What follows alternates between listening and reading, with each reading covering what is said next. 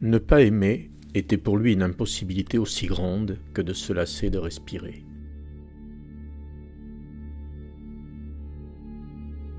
Il avait été mécontent, malheureux, injuste peut-être. En luttant avec trop de violence contre une imagination rebelle, Suzanne avait-elle donné de la force à des velléités passagères qu'il méprisait aujourd'hui ?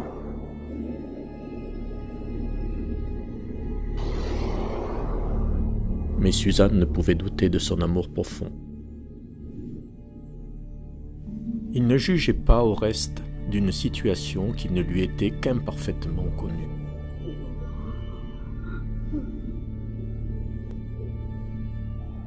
Suzanne s'était lassée d'arracher aux hommes ce qu'ils aimaient.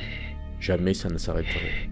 Suzanne serait ainsi pendant des années, c'était trop grand et trop lourd pour une jeune femme.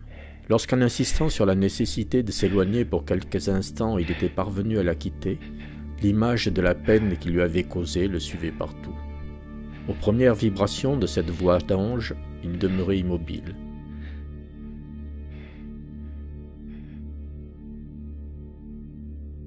Plus tard, quand le vieux Mejnoun, soulevant doucement sa fille mourante de ses genoux, la déposait sur le canapé, il avait fini par entrer sans bruit et se glisser dans l'embrasure d'une fenêtre, où, à demi caché derrière un rideau, il restait la soirée, engourdi de chagrin, les regards fixés sur la malade.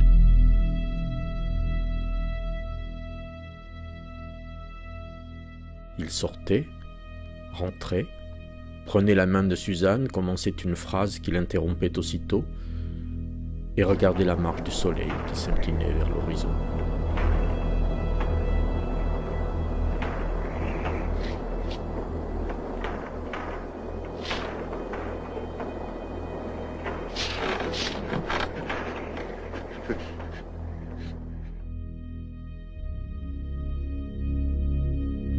Peu superstitieux, il ne fit aucun cas de l'avertissement de l'oiseau qu'un poète a surnommé le chantre des funérailles.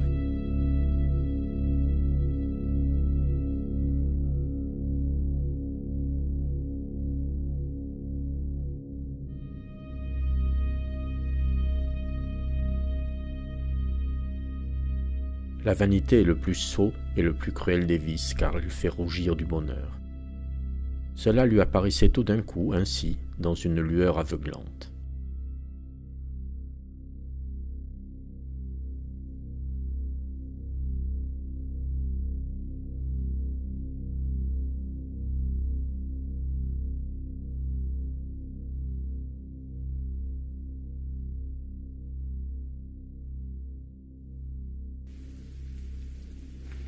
Méimi dansait sur la tombe de Suzanne, et pendant qu'il rêvait assis sur une pierre, elle faisait résonner des éclats de sa voix de théâtre les voûtes sinistres du pavillon d'Adur.